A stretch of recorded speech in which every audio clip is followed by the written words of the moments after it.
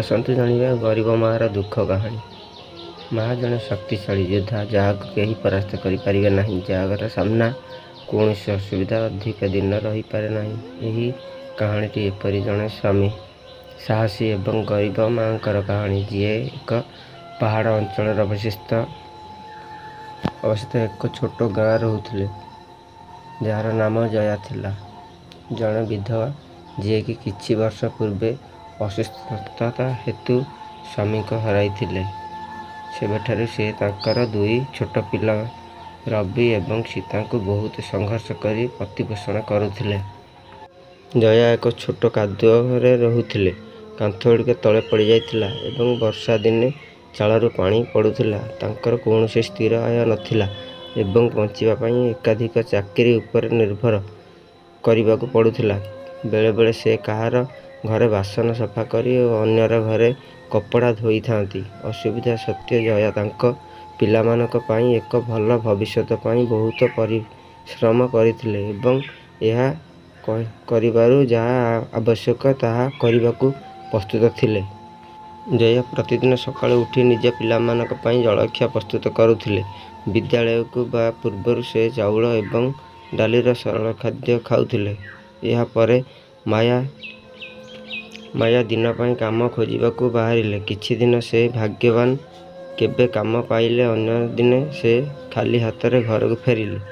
ଦିନେ ମାୟା ନିକଟସ୍ଥ ଏକ ବୁଣା କାରଖାନା ବିଷୟରେ ଶୁଣିଲେ, ଯାହା ଶ୍ରମିକମାନଙ୍କୁ ନିଯୁକ୍ତି କରୁଥିଲା। ସେ ଚାକିରି ପାଇଁ ଆବେଦନ କରିବାକୁ ସ୍ଥିର କଲେ। ଯେତେବେଳେ ତାଙ୍କୁ ନିଯୁକ୍ତି ଦିଆଯାଇଥିଲା, ସେତେବେଳେ ସେ ବହୁତ ଖୁସି ହୋଇଥିଲେ। ଏହା ଏକ ସହଜ କାର୍ଯ୍ୟ ନୁହେଁ, କିନ୍ତୁ ଭଲ ଟଙ୍କା ପାଇଁ ସେ ଏହି କାମ କରିବାକୁ ରାଜି ହୋଇଥିଲେ।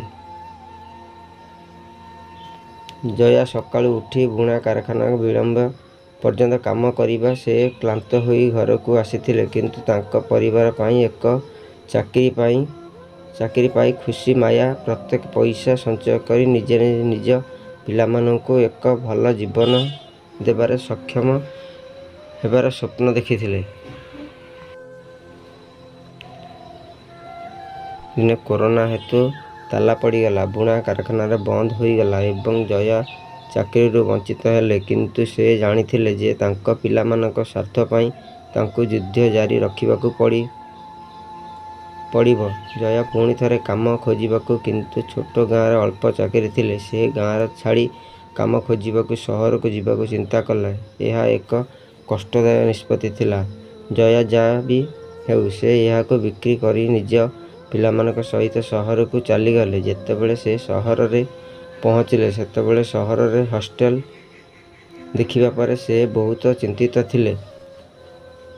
ନଗର କେବେ ଦେଖିନଥିଲେ।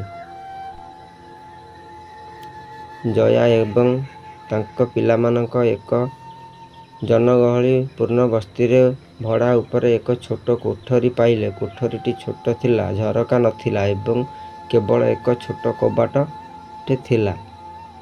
ଜୟା କାମ ଖୋଜିବାକୁ ବାହାରିଲେ, କିନ୍ତୁ ସେ ଭାବିଥିବା ଅପେକ୍ଷା ଏହା ଅଧିକ କଷ୍ଟଦାୟକ ଥିଲା। ଜୟାଙ୍କର କୌଣସି ଦକ୍ଷତା କିମ୍ବା ଯୋଗ୍ୟତା ନଥିଲା ଏବଂ ସେ କାମ ଖୋଜିବା ପାଇଁ ସଂଘର୍ଷ କରୁଥିଲେ।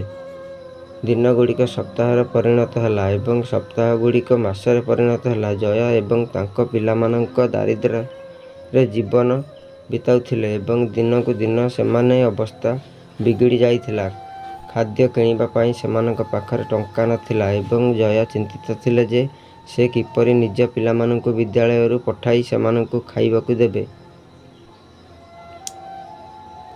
ଦିନେ ଜୟା ଭାବିଲେ ଯେ ଆଜି ପରେ ମୁଁ କାହାର କାମ କରିବି ନାହିଁ, କେବଳ ମୋର କାମ କରି ପରିବର୍ତ୍ତନ। ମୁଁ ଚାକିରି ମାଗିବା ପାଇଁ କାହାର ସ୍ଥାନକୁ ଯିବି ନାହିଁ। ତାପରେ ଜୟା ତାଙ୍କ ସିଲେଇ ମେସିନ୍ ପାଇଁ ତାଙ୍କ